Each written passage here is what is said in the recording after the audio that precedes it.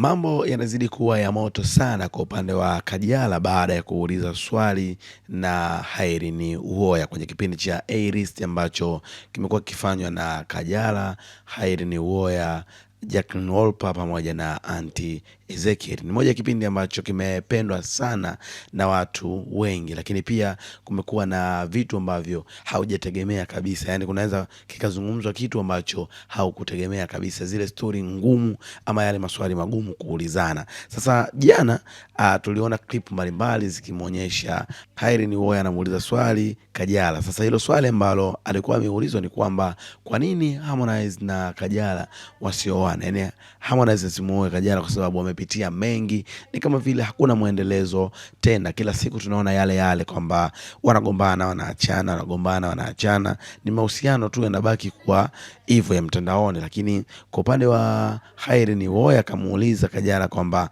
kwa nini sasa hivi wasiamue tu kutengeneza familia, kwa sababu ukizingatia sasa hivi Kajala amekuwa bibi kwa sababu ya mjukuu ambaye amempata kwa Paula ambaye ni mtoto wa Paula. Huo ni ushauri ambao alitoa Irene Uwoya. Sasa Kajala ameamua kumjibu kwamba kuna kipindi kabla ya Ramadhani, nafikiri mwaka jana, alikuwa tayari kuolewa. Yani kwamba Harmonize alikuwa tayari kumuoa Kajala, lakini Kajala hakuwa tayari kuolewa na Harmonize. Ndo kitu ambacho amekijibu Kajala. Sasa watu wanajiuliza kwamba kwa nini kama Harmonize alikuwa tayari kumuoa Kajala lakini Kajala hakuwa tayari, shida ni nini?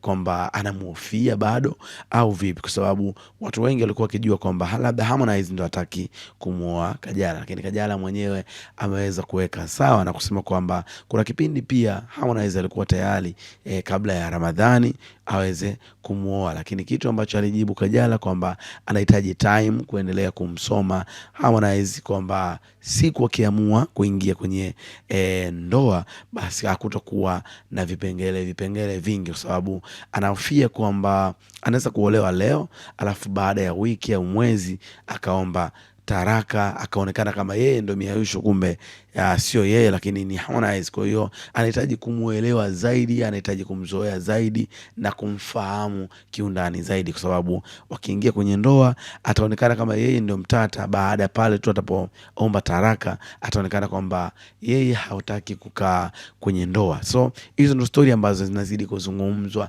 sana. Hiki kipindi cha A-List kimekuwa ni kipindi ambacho kwa sasa hivi ni cha moto sana, kwa sababu wanapiga story ambazo hautegemei kabisa. Yani wamekaa wote ni marafiki lakini wanaulizana vile vitu vya ndani kinoma. So niambie kwa upande wako, hii umeipokeaje na jibu la Kajala ambalo ametoa baada ya kusema kwamba kuna kipindi ambacho Harmonize alikuwa tayari kumuoa Kajala, lakini Kajala akasema kwamba bado anahitaji time zaidi kumsoma Harmonize. Niambie kwenye comment, je, unaonaje kuhusiana na hiki ambacho amekifanya Kajala?